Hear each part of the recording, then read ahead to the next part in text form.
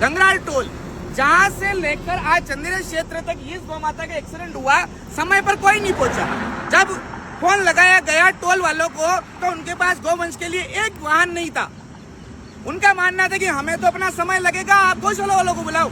गौशाला वालों की गाड़ी जब एम्बुलेंस कहीं बिजी रहती है, जब टोल आप काट रहे हो, टोल पर आप 50-50 गुंडे रख रहे हो, उसके लिए आपके पास पैसा है। अगर यही किसी इंसान का एक्सीडेंट होता तो क्या एक एम्बुलेंस आती? इस क्षेत्र से लेकर उस क्षेत्र तक एक निजी इंसानों की एम्बुलेंस नहीं है।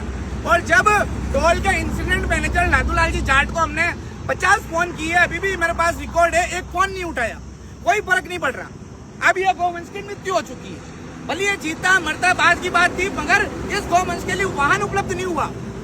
अब इस गौवंश को गढ़वाने के लिए जेसीबी नहीं आ रही। जो हिंदू बोलता है और जो ये रूल निकाले जा रहे हैं सरकार की तरफ से, और जो हिंदू ये बोलता है कि नहीं हमारी गौ माताओं को गढ़वाओ, फेंको मत, तो कहाँ नहीं फेंके इन्हें? जब टोल वाले अगर जेसीबी का खर्चा नहीं उड़ेंगे तो कौन उड़ेगा? क्या एक गरीब आदमी उड़ेगा?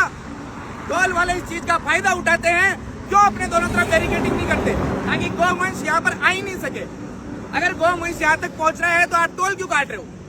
क्या खर्चा उन ट्रक मालिकों से लेना चाहिए जो अपना रोड टैक्स भर रहे हैं, इंश्योरेंस, फिटनेस, बीमा, इन सब चीजों को अपना पैसा खर्च कर रहे हैं? क्या उस गरीब आदमी से इसका पैसा वसूला जाए या फिर टोल वालों से? आप जाते हो टोल पर, जब आप 5, 10 सेकंड, 20 सेकंड, 30 सेकंड लेट हो जाते हो, टोल नहीं दे पाते हो, तो आप पर दादागिरी की जाती है कि नहीं टोल तो कटवाना ही पड़ेगा।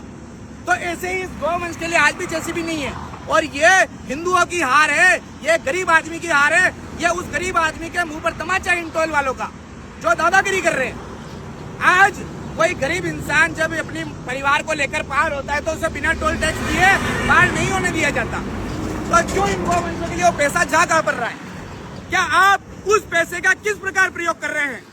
आप टोल टैक्स काट रहे हैं तो आपकी जिम्मेदारी बनती है एनएच हाईवे पर।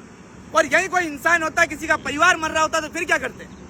तो यही चीज है। इस वीडियो को गंगराल टोल तक अधिक से अधिक शेयर करें और अगली बार टोल कटाने से पहले उनको ये जानकारी दे कि नहीं, आप पहले अपने एनएच हाईवे की सुविधाओं को सुधारिए, फिर हमसे टोल लीजिएगा।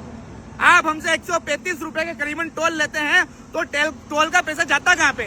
कल कतार हमसे कोई हादसा हो गया एनएच हाईवे पर चलते वक्त गाड़ी से, तो उसका जिम्मेदार कौन है? हमें तो पब्लिक पीटना जाएगी और आप टोल वाले क्या करोगे?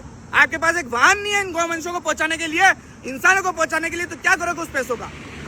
ये हालत हो चुकी है टोल की, बस पैसा उठाया जा रहा है, उसका प्रयोग नहीं किया जा रहा। 1-1 घंटे बाद आती है टोल की गाड़ियां, उसके बाद भी कभी कुछ उखाड़ नहीं सकती, खाली खड़े रहेंगे, तमाशा देखेंगे।